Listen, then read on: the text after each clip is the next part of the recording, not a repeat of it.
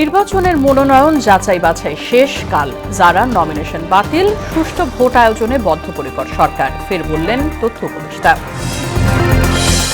নির্বাচন ইশতেহারে জুলাই সনদ বাস্তবায়নের স্পষ্ট রূপরেখা চাইলেন সুজন সম্পাদক, ক্ষমতার সঙ্গে বিত্ত বৈভবের সম্পর্ক ভাঙার তাগিদ। শৈত্যপ্রবাহ উপেক্ষা করে বেগম জিয়ার সমাধিতে মানুষের ভিড়, জাতীয়তাবাদী আদর্শ সমুন্নত রাখার তাগিদ। এবং ট্রাম্পের নির্দেশে ভেনেজুয়েলায় মার্কিন সেনা অভিযান, সস্ত্রীক প্রেসিডেন্ট মাদুরো আটক, নেওয়া হয়েছে দেশের বাইরে।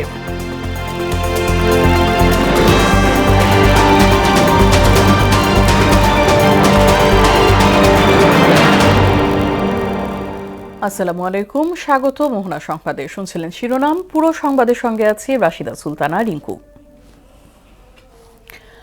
নির্বাচনে প্রার্থীদের মনোনয়ন যাচাই বাছাই প্রক্রিয়া শেষ হচ্ছে কাল। আজ পুরো দমে চলছে কাজ। ঢাকা বিভাগীয় কমিশন কার্যালয়ে সকাল থেকেই দেখা যায় ব্যস্ততা। স্বতন্ত্র নির্বাচনের ঘোষণা দেয়া সাবেক এনসিপি নেত্রী তাসনিম জারার মনোনয়ন বাতিল করা হয়েছে, পরে আপিলের ঘোষণা দেন তিনি। এদিকে বগুড়া ৬ আসনে তারেক রহমানের মনোনয়ন বৈধ ঘোষণা করা হয়েছে। আরও জানাচ্ছেন রাজীব আহমেদ। ত্রয়োদশ জাতীয় সংসদ নির্বাচন সামনে রেখে চলছে প্রার্থীদের মনোনয়নপত্র যাচাই বাছাইয়ের কাজ। ৩০ ডিসেম্বর থেকে শুরু হয়ে চলবে রোববার পর্যন্ত। ঢাকা বিভাগীয় কমিশন কার্যালয়ে সকাল থেকেই দেখা যায় ব্যস্ততা। বিভিন্ন রাজনৈতিক দল ও জোটের প্রার্থীদের পদচারণায় মুখর হয়ে ওঠে কার্যালয়। মনোনয়নের বৈধতায় উচ্ছ্বাস প্রকাশ করেন প্রার্থীরা। পাশাপাশি স্ব নির্বাচনী এলাকায় লেভেল প্লেয়িং ফিল্ড নিশ্চিত করতে কমিশনের প্রতি আহ্বান জানান তারা। ভোটারে সমতল হতে হবে, সেটা তো আপনি পারবেন না। কর্মীতে সমতল হতে হবে, সেটা তো পারবেন না। তো জনপ্রিয়তা, ভোটের আধিক্য, ভোটারদের উৎসব, কর্মীদের অ্যাক্টিভিটিস, এটা তো বড় দল এগিয়ে থাকবে, এটাই ন্যায্য। গত এক সপ্তাহে বাংলাদেশে ছবির মহড়া হলো, পোস্টারের মহড়া হলো, সেই বিষয়ে নির্বাচন কমিশনের কোনো পদক্ষেপ আমরা দেখি নাই। আমরা মনে করি এই ধরনের দলকানা নির্বাচন কমিশনার, তাদের লজ্জা শরম থাকা উচিত এবং অতি দ্রুত তাদের পদত্যাগ করা উচিত। মানুষ দীর্ঘদিন পর আজকে ভোটের অধিকার ফিরে পেয়েছে। 12 ফেব্রুয়ারি প্রচুর লোক ভোট কেন্দ্রে যাবে। ঢাকা ৯ আসনে স্বতন্ত্র প্রার্থী তাসনিম জারার মনোনয়নপত্রের তথ্যে অসঙ্গতি থাকায় প্রার্থিতা বাতিল করেন জেলা রিটার্নিং কর্মকর্তা। প্রার্থিতা ফিরে পেতে আপিল করার ঘোষণা দেন তিনি। এটা আপাতত গৃহীত হয়নি, কিন্তু আমরা আপিল করব। আপিল করার প্রক্রিয়া আমরা ইতিমধ্যেই শুরু করেছি। দুইজনের কথা ওনারা বলেছেন যাদের সত্যতা পেয়েছেন কিন্তু ঢাকা ৯ ভোটার না। এই দুইজনের ক্ষেত্রেই তাদের জানার কোনো উপায় ছিল না যে তারা কোন এলাকার ভোটার এবং ঢাকা ৯ ভোটার না। এদিকে বগুড়া ৬ আসনে বিএনপির ভারপ্রাপ্ত চেয়ারম্যান তারেক রহমানের মনোনয়নপত্র যাচাই বাছাই শেষে বৈধ ঘোষণা করেন রিটার্নিং কর্মকর্তা। এছাড়া ব্রাহ্মণবাড়িয়া ৬ আসনে বিএনপি জোট প্রার্থী গণসংহতি আন্দোলনের প্রধান সমন্বয়কারী জুনায়েদ সাগীর প্রার্থিতা বৈধ ঘোষণা করা হয়।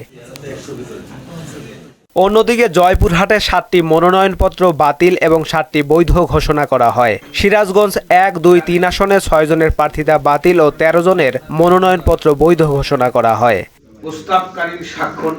মনোনয়নপত্র বাছাইয়ে রিটার্নিং কর্মকর্তার সিদ্ধান্তের বিরুদ্ধে আপিল ৫ জানুয়ারি থেকে ৯ জানুয়ারি পর্যন্ত। আপিল নিষ্পত্তি ১০ জানুয়ারি থেকে ১৮ জানুয়ারি। রাজীব আহমেদ, মোহনা সংবাদ। মনোনয়ন যাচাই বাছাইয়ের খবর জানাতে বগুড়া ৬ আসন থেকে যুক্ত হচ্ছেন রাসেল কবির এবং খুলনা ২ থেকে যুক্ত হচ্ছেন সহকর্মী শহীদুল হাসান। প্রথমে যাচ্ছে রাসেল কবিরের কাছে। যে রাসেল, মনোনয়নপত্র যাচাই বাছাইয়ের সবশেষ কি তথ্য আছে আপনার কাছে?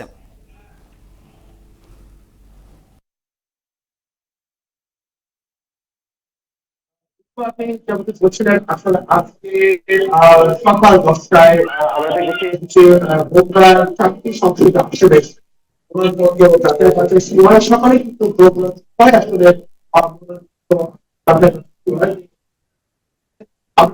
জেলা অত্যন্ত সুস্থভাবে কাটায় আছে।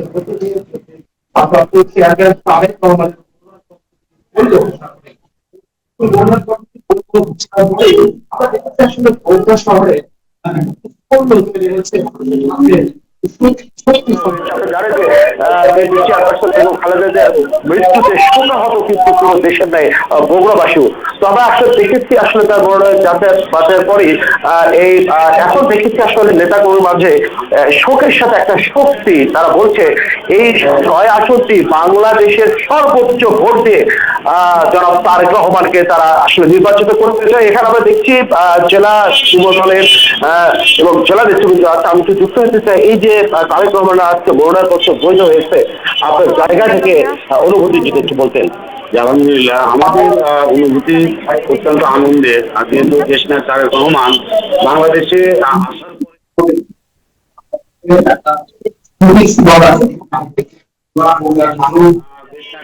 আমাদের এখানকার প্রার্থী, উনি বগুড়ার সন্তান, বগুড়ার মানুষ এই ভোটটা কখন দিবে এই জন্য তারা উন্নত হয়ে আছে।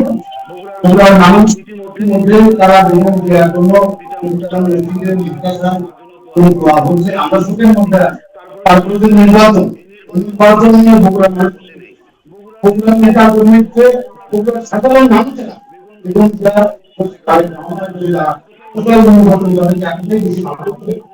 বিশ্বাস এবারে ভোটে বগুড়ার 7টি আসনে আমাদের নির্বাচন হবে। বাংলাদেশের মধ্যে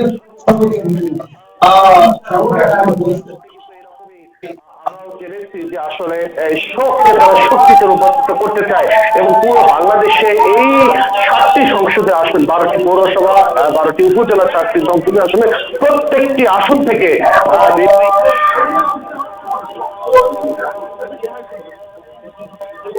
এই ছিল আমার কাছে বগুড়া থেকে সর্বশেষ। এখন চলে যাচ্ছে আমরা খুলনায় শহীদুলের কাছে।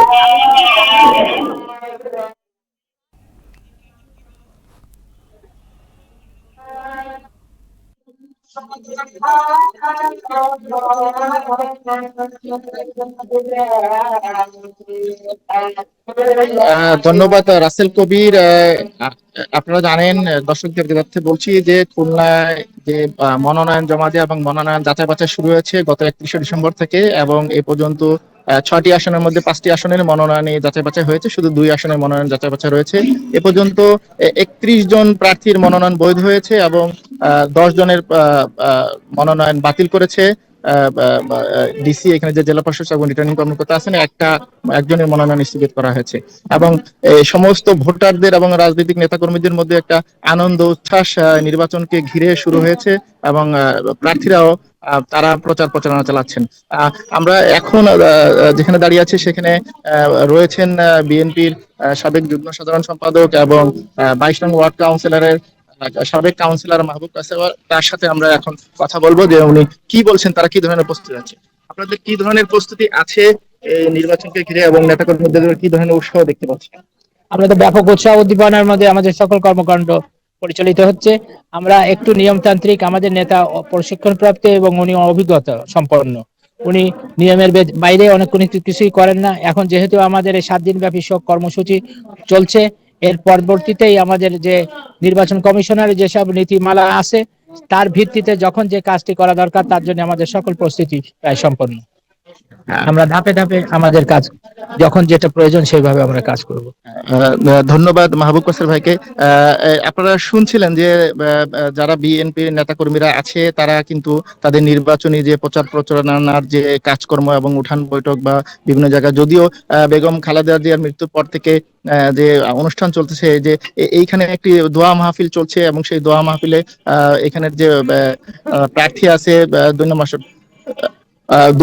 খুলনা 2 আসনের যে প্রার্থী রয়েছেন সেই নজরুল ইসলাম মঞ্জু, উনি আসবেন এবং এই দোয়া মাহফিলে অংশগ্রহণ করবেন।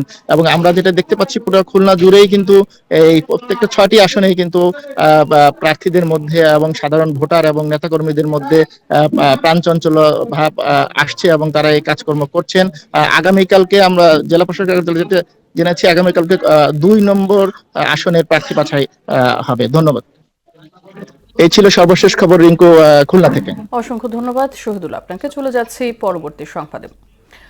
পরাজিত শক্তি বাধা সৃষ্টি করলে তা অতিক্রম করে সুষ্ঠু নির্বাচন আয়োজনে সরকার বদ্ধপরিকর বলে মন্তব্য করেছেন তথ্য উপদেষ্টা সৈয়দা রিজওয়ানা হাসান।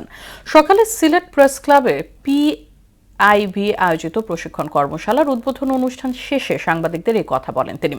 ভোটের সময় ঘনিয়ে এলে কিছু বিচ্ছিন্ন ঘটনা ঘটে উল্লেখ করে তা উতরে যেতে সরকার কাজ করছে বলে জানান তথ্য উপদেষ্টা। একটা স্বৈরাচারী শাসন ব্যবস্থা যখন থাকে তখন সকল ব্যবস্থাতেই তার লোকজন ঢুকে পড়ে, সেখানে পরাজিত শক্তি কিছু বাধার সৃষ্টি করতে পারে, সে বাধাগুলো আমাদেরকে মোকাবেলা করতে হবে। নির্বাচনটা সুষ্ঠু হোক, উৎসব মুখর হোক এবং অংশগ্রহণ অনেক বেশি থাকুক, এটাই আমরা সরকার হিসাবে চেষ্টা করব, আমাদের প্রচেষ্টা সেদিকেই থাকবে। গণভোটের ক্ষেত্রে হ্যাঁ অথবা না এর বিষয়ে ইশতেহারে সুস্পষ্ট করতে রাজনৈতিক দলের প্রতি আহ্বান জানিয়েছে সুজন সম্পাদক বদিউল আলম মজুমদার। দুপুরে জাতীয় প্রেস ক্লাবে এক সংবাদ সম্মেলনে তিনি বলেন, কেবল সুষ্ঠু ও গণতান্ত্রিক নির্বাচনই যথেষ্ট নয়, গণতান্ত্রিক উত্তরণে যেতে ক্ষমতার সঙ্গে অর্থবিত্তের সম্পর্ক ভাঙার তাগিদ দেন তিনি। আরো জানাচ্ছেন উষা ফেরদৌস। গেল 16 বছর আওয়ামী লীগ শাসনামলে সাংবিধানিক প্রতিষ্ঠানগুলোতে একনায়কতন্ত্র কায়েম করা হয়। বিশেষ করে নির্বাচন ব্যবস্থায় হস্তক্ষেপ, জনপ্রশাসন ও আইন শৃঙ্খলা বাহিনীকে দলীয়করণের কারণে ক্ষুব্ধ সাধারণ মানুষ। তাই 5 আগস্ট পরবর্তী প্রেক্ষাপটে দাবি ওঠে রাষ্ট্র সংস্কার সহ সুষ্ঠু নির্বাচনের। এমন বাস্তবতায় আগামী 12 ফেব্রুয়ারি হচ্ছে ত্রয়োদশ জাতীয় সংসদ নির্বাচন। গণ অভ্যুত্থানের আকাঙ্ক্ষায় কেমন ইশতেহার হওয়া উচিত সে বিষয়ে সংবাদ সম্মেলন করে সুশাসনের জন্য নাগরিক সুজন। তুলে ধরা হয় 15টি সুপারিশমালা তথা সংবিধান, নির্বাচন ব্যবস্থা, বিচার ব্যবস্থা, জনপ্রশাসন, পুলিশি ব্যবস্থা ও দুর্নীতি দমন সংস্থা ব্যবস্থা সংস্কারের বিষয়ে সংশোধন, সংযোজন, পরিমার্জন বা নতুন আইন ও প্রয়োজনীয় বিধি প্রণয়ন বা বিদ্যমান বিধি ও প্রবিধির পরিবর্তন বা সংশোধন তারা করবেন। সুজন সম্পাদক বদিউল আলম মজুমদার বলেন, বাংলাদেশে কেউ ক্ষমতার বলয়ে থাকলে বিপুল অর্থবিত্তের মালিক হওয়া সম্ভব। জুলাই অভ্যুত্থানের আকাঙ্ক্ষা বাস্তবায়নে এ ধারা থেকে বের হতে হবে। ক্ষমতাতে মধু আছে, জাদুর কাঠি আছে। তো এই আমাদের রাজনীতিবিদদের কাছ থেকে আমরা জানতে চাই, তারা এই ক্ষমতার যাওয়ার মাধ্যমে যে অর্থবিত্তের মালিক হওয়ার যে সুযোগ, রাজনীতির ব্যবসায়ীকরণ, ব্যবসায়ের রাজনীতিকরণ, এটার কিভাবে অবসান ঘটাবে, এবারে আমরা সুস্পষ্ট অঙ্গীকার দেখতে চাই। গণভোটে রাজনৈতিক দলগুলো হ্যাঁ নাকি না এর পক্ষে তা ইশতেহারে সুস্পষ্ট করার দাবি জানান তিনি। আমরা চাই যে রাজনৈতিক দলগুলো ওই কি বলে অস্পষ্টতা দূর করে তারা সুস্পষ্ট অবস্থান নেক, তারা হার পক্ষে না হার পক্ষে। ইতোমধ্যেই জুলাই জাতীয় সনদের সংস্কার বাস্তবায়নের অঙ্গীকার করেছে দলগুলো, কিন্তু তাদের ইশতেহারের বিষয়টি সুস্পষ্টভাবে লিপিবদ্ধ থাকা জরুরি বলে মনে করেন সুজন সম্পাদক। নির্বাচন ইশতেহার যেন জাস্টিসেবল হয়। জাস্টিসেবলের অর্থ হলো যে এটা যেন আদালতে যাওয়ার যেন সুযোগ থাকে। উষা ফেরদৌস, মোহনা সংবাদ, ঢাকা। খালেদা জিয়ার সমাধিতে আজও দেখা গেছে মানুষের ঢল। ভোরে ঘন কুয়াশা আর তীব্র শীত উপেক্ষা করে শেরেবাংলা নগরের জিয়া উদ্যানে খালেদা জিয়ার সমাধিতে ছুটে আসেন বিভিন্ন শ্রেণী পেশার মানুষ। এ সময় বেগম জিয়ার কবর জিয়ারত ও শ্রদ্ধা নিবেদন শেষে বিএনপির সিনিয়র যুগ্ম মহাসচিব রুহুল কবির রিজভী বলেন, বিএনপি চেয়ারপারসনের আদর্শ, ত্যাগ ও নৈতিকতার পথ ধরেই দল এগিয়ে যাবে। শামীমুজ্জামান চৌধুরীর রিপোর্ট। শৈত্যপ্রবাহ উপেক্ষা করে ভোরে রাজধানীর শেরেবাংলা নগরের জিয়া উদ্যানে খালেদা জিয়ার সমাধিস্থলে আসেন সর্বস্তরের মানুষ। কবর জিয়ারতের পাশাপাশি সমাধিতে ফুলেল শ্রদ্ধা জানান তারা। এ সময় কোরআন তেলাওয়াতে মগ্ন ছিলেন অনেকেই। বেগম জিয়ার জানাজাতে যারা উপস্থিত হতে পারেননি তারাই এখন ছুটে আসছেন। শ্রদ্ধা জানাতে আসা মানুষেরা বলছেন, বিএনপির প্রয়াত চেয়ারপারসন গণতন্ত্রের জন্য সংগ্রাম করেছেন। তিনি ছিলেন আপোষহীন নেত্রী। মানুষের মনের মধ্যে, হৃদয়ে যেভাবে উনি গেঁথে গিয়েছেন, সেটা আর কোনো নেতা, কোনো নেতৃত্ব আজ পর্যন্ত পারে নাই বিশ্বের। তাই আমি মনে করি যে উনি শুধু বিএনপির নেতা ছিলেন না, উনি সারা বাংলাদেশের নেতা ছিলেন, উনি অভিভাবক ছিলেন। দেশনেত্রী বেগম খালেদা জিয়া যেভাবে দেশের জন্য উন্নয়ন শুরু করেছিলেন, জনাব তারেক রহমান ইনশাল্লাহ তার চেয়ে অধিক সময় পাবেন। বেগম খালেদা জিয়ার যে অসমাপ্ত কর্মকাণ্ড বা তার যে আদর্শিক বা তার যে আপোষহীনতা সেটা ধারাবাহিকভাবে আমাদের বিএনপির ভারপ্রাপ্ত চেয়ারম্যান ধরে রাখবে বলে আমি প্রত্যাশা করছি। নতুন প্রজন্ম তার চেতনাকে ধারণ করে দেশ এগিয়ে নিয়ে যাবে সেই প্রত্যাশা বিএনপির নেতাকর্মীদের। যে মানুষটাকে আমরা এত ভালোবাসছি ওই মানুষটার কাছে হয়তো জীবিত থাকতে যাইতে পারি নাই, মারা যাওয়ার পরে ওনার কবরের পাশে এসে একটু দুরুদ ইব্রাহিম পড়া, এটা একটা মানসিক শান্তি। যখন ছিল তখনও ওনার প্রতি আমরা ভক্ত ছিলাম, অনেক ভালো মানুষ। এখনো ওনার প্রতি মারা যাওয়ার পর থেকে অনেক খারাপ লাগতেছে। এদিকে সমাধিতে মহিলা দলের শ্রদ্ধা নিবেদন শেষে বিএনপির সিনিয়র যুগ্ম মহাসচিব রুহুল কবির রিজভী বলেন, গণতন্ত্রের আপসহীন নেত্রী শিখিয়েছেন কিভাবে দেশ ও মানুষের পাশে দাঁড়াতে হয়। বেগম খালেদা জিয়া যে আদর্শ, যে নৈতিকতা, যে অঙ্গীকার জনগণের কাছে দিয়েছিলেন, তার যে রেখে যাওয়া আদর্শ, সেই আদর্শ এত উঁচু মাত্রার নৈতিক বৈশিষ্ট্য ধারণ করে। আমরা সেই পথ ধরে, তার দেখানো পথ ধরেই আমরা এগিয়ে যাব। জাতীয়তাবাদী মহিলা দল এগিয়ে যাবে, বিএনপি এগিয়ে যাবে। জিয়াউর রহমান ও বেগম খালেদা জিয়ার সমাধিতে শ্রদ্ধা জানাতে আসা মানুষের চোখে মুখে ছিল শোকের ছায়া। শামীমুজ্জামান চৌধুরী, মোহনা সংবাদ, ঢাকা। পূর্বাঞ্চলে শুরু হলো ঢাকা আন্তর্জাতিক বাণিজ্য মেলার ৩০তম আসর। উদ্বোধনী অনুষ্ঠানে বাণিজ্য উপদেষ্টা শেখ বশিরউদ্দিন বলেন, এই মেলার মাধ্যমে বিশ্ববাজারের সঙ্গে সংযুক্ত হচ্ছে বাংলাদেশের বাজার। এবছর পেপার ও প্যাকেজিংকে বর্ষপণ্য হিসেবে ঘোষণা করেন উপদেষ্টা। এদিকে মেলার প্রথম দিন দর্শনার্থীর সংখ্যা ছিল হাতে গোনা। স্টলের সাজসজ্জাতেই ব্যস্ত ছিলেন দোকানিরা। এবার মেলায় বিদেশি স্টলের সংখ্যা কমেছে। মনিরুল ইসলামের প্রতিবেদন। বাণিজ্য মেলা নিছক পণ্যের প্রদর্শনী নয়, এটি বাংলাদেশের নতুন নতুন উদ্যোগ, উদ্ভাবন এবং বাণিজ্যিক উন্নয়নের মহরত। বাংলাদেশ বিশ্ব বাণিজ্যের একটি গুরুত্বপূর্ণ অংশীদার, তাই রপ্তানি পণ্যের উন্নয়ন, বহুমুখীকরণ, আন্তর্জাতিক বাজারে প্রবেশ ও সম্প্রসারণের পথ তৈরি হয় বৈশ্বিক এ মেলার মাধ্যমে। রেওয়াজ অনুযায়ী বছরের শুরুর দিনেই বসে ঢাকা আন্তর্জাতিক বাণিজ্য মেলা। তবে বেগম খালেদা জিয়ার মৃত্যুতে রাষ্ট্রীয় শোক থাকায় এবছর দুদিন পিছিয়ে যায় এই আয়োজন। ৩০তম আসরের উদ্বোধন করেন বাণিজ্য উপদেষ্টা শেখ বশিরউদ্দিন। বিশ্বের সকল দেশের সাথে বাণিজ্যিক সুসম্পর্ক জোরদার করতে বাংলাদেশ প্রতিশ্রুতিবদ্ধ। উপদেষ্টা বলেন, দেশের রপ্তানি পণ্যের বহুমুখীকরণে বেশ কিছু কর্মসূচি বাস্তবায়ন করছে সরকার। দেশের রপ্তানি পণ্য বহুমুখীকরণের পদক্ষেপ হিসেবে সরকার নানামুখী কর্মসূচি বাস্তবায়ন করে চলেছে। এর মধ্যে রপ্তানিতে অবদান ও সম্ভাবনার বিষয় বিবেচনাক্রমে বিভিন্ন পণ্য খাতকে যথাক্রমে সর্বোচ্চ অগ্রাধিকার খাত ও বিশেষ অগ্রাধিকার খাত হিসেবে ঘোষণা করা হয়। উদ্বোধনের পরপরই খুলে দেওয়া হয় মেলার প্রবেশ গেট। প্রথম দিনে ক্রেতা দর্শনার্থীদের সংখ্যা ছিল একদমই কম, তবে মেলার সার্বিক ব্যবস্থাপনা নিয়ে কোনো অভিযোগ নাই তাদের। আসুন আমরা সবাই পলিথিন বর্জন করি, পাটের পণ্য ব্যবহার করি। প্রথম দিনে আসা দেখার জন্য, দেখি কি অবস্থা হয়। ফার্স্ট ডেতে আসলাম, আরো স্টল বসবে, আর মোটামুটি আমার কাছে আয়োজন এখন পর্যন্ত ভালো মনে হচ্ছে। শুরু হলেও পুরোপুরি গুছিয়ে উঠতে পারেনি ব্যবসায়ীরা। প্রথম দিন গোছগাছ আর সাজসজ্জাতেই দিন পার করেন। সময় গড়ানোর সঙ্গে দর্শনার্থী বাড়বে জানিয়ে গতবারের চেয়ে বেশি বিক্রির প্রত্যাশা জানান তারা। দেশীয় পণ্যের সয়লাভ হলেও এবার বিদেশি স্টলের সংখ্যা নগণ্য। মেলার পরিবেশে ভালো, কমিউনিকেশনে ভালো। ইনশাল্লাহ দেখা যায় যে আগামী 2-4-5 দিনের ভিতরে আমাদের মেলাটা জমে উঠবে। প্রত্যেক বছর আমাদের প্রত্যাশা ইনশাল্লাহ পূরণ হয়, এবারও প্রত্যাশা অনেক আছে। কাস্টমারও বাড়বে। প্রথম দিন উপলক্ষে হচ্ছে গিয়ে খুব ভালো কাস্টমার আসতেছে দেখতেছি। মেলা পরিদর্শনকালে বাণিজ্য উপদেষ্টা দাবি করেন, গ্লোবাল এক্সপোর কারণেই এবার বিদেশিদের সংখ্যা কম। মাসব্যাপী কোনো একটা মেলাতে হয় না, বিদেশিদের আসার ক্ষেত্রে আগ্রহ ঘাটতি থাকে। তো আমরা এইটাকে উপলব্ধি করেই আমাদের এই সোর্সিং মেলা তৈরি করা, যেটা ইন্ডাস্ট্রির সাথে সংশ্লিষ্ট, সেই উদ্দেশ্যেই হয়তো এখানে মানে আগ্রহের ভাটা পড়ছে। এবারের মেলার পর্দা নামবে 31 জানুয়ারি। মেলায় অংশ নিয়েছে তুরস্ক, সিঙ্গাপুর সহ মোট 11টি দেশ। মনিরুল ইসলাম, মোহনা সংবাদ, ঢাকা। সারা দেশে জেঁকে বসেছে শীত। আজ রাজশাহী, নওগাঁ ও পাবনায় সর্বনিম্ন তাপমাত্রা রেকর্ড করা হয় 9 ডিগ্রি সেলসিয়াস। ঘন কুয়াশার হিমেল হাওয়ায় বিপাকে পড়েছেন নিম্ন আয়ের মানুষ। আবহাওয়া অফিস জানায়, মৃদু শৈত্যপ্রবাহ আরও 4-5 দিন অব্যাহত থাকবে। এরপর দুটি তীব্র ও একটি মাঝারি শৈত্যপ্রবাহের সম্ভাবনা আছে দেশের বিভিন্ন স্থানে। এ সময় কোথাও কোথাও তাপমাত্রা নামতে পারে 4 ডিগ্রির নিচে। আবারও আন্তর্জাতিক প্রসঙ্গ। ইরানে চলমান সরকার বিরোধী বিক্ষোভ দমনে নিরাপত্তা বাহিনী গুলি চালালে বিক্ষোভকারীদের পাশে দাঁড়ানোর হুমকি দিয়েছেন যুক্তরাষ্ট্রের প্রেসিডেন্ট ডোনাল্ড ট্রাম্প।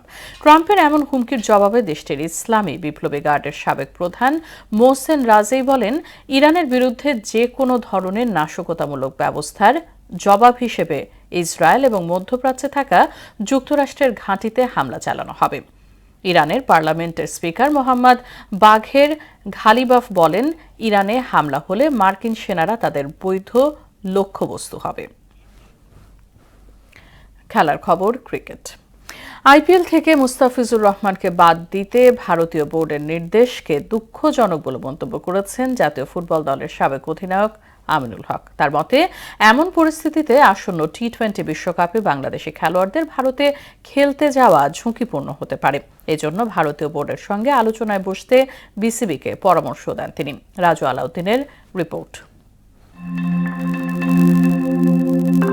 আসন্ন আইপিএলে মুস্তাফিজুর রহমানের খেলা নিয়ে কয়েকদিন ধরেই আলোচনা ছিল তুঙ্গে। ভারতের কঠোর হিন্দুবাদী দলগুলো তাকে আইপিএল থেকে বাদ দেওয়ার দাবিতে লাগাতার বিক্ষোভ করে আসছিল, যার রেশ ধরে মুস্তাফিজকে আইপিএল থেকে বাদ দেওয়ার নির্দেশনার কথা জানায় ভারতীয় ক্রিকেট বোর্ড। কলকাতা নাইট রাইডার্সও আনুষ্ঠানিকভাবে নিশ্চিত করল মুস্তাফিজ আর তাদের স্কোয়াডে নেই।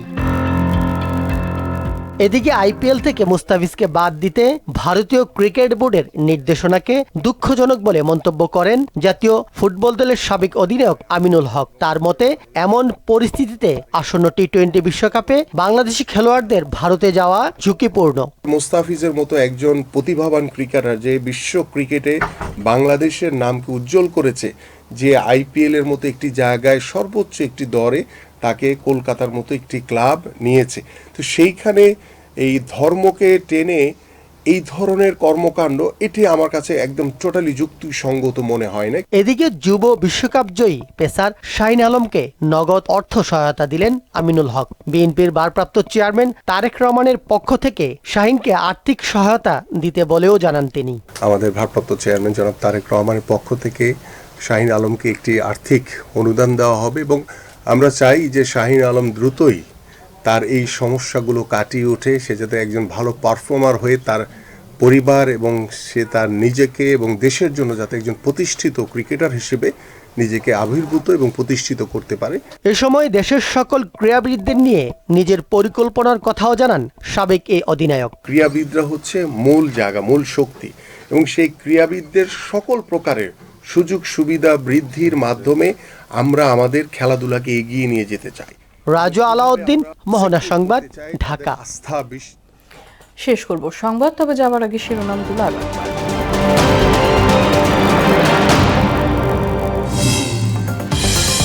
নির্বাচনের মনোনয়ন যাচাই বাছাই শেষ কাল। যারা নমিনেশন বাতিল, সুষ্ঠু ভোট আয়োজনে বদ্ধপরিকর সরকার, ফির বললেন তথ্য উপদেষ্টা। নির্বাচন ইশতেহারে জুলাই সনদ বাস্তবায়নের স্পষ্ট রূপরেখা চাইলেন সুজন সম্পাদক। ক্ষমতার সঙ্গে বিত্ত বৈভবের সম্পর্ক ভাঙার তাগিদ। শৈত্যপ্রবাহ উপেক্ষা করে বেগম জিয়ার সমাধিতে মানুষের ভিড়, জাতীয়তাবাদী আদর্শ সমুন্নত রাখার তাগিদ। এবং ট্রাম্পের নির্দেশে ভেনেজুয়েলায় মার্কিন সেনা অভিযান সস্ত্রীক, প্রেসিডেন্ট মাদুরো আটক, নেওয়া হয়েছে দেশের বাইরে।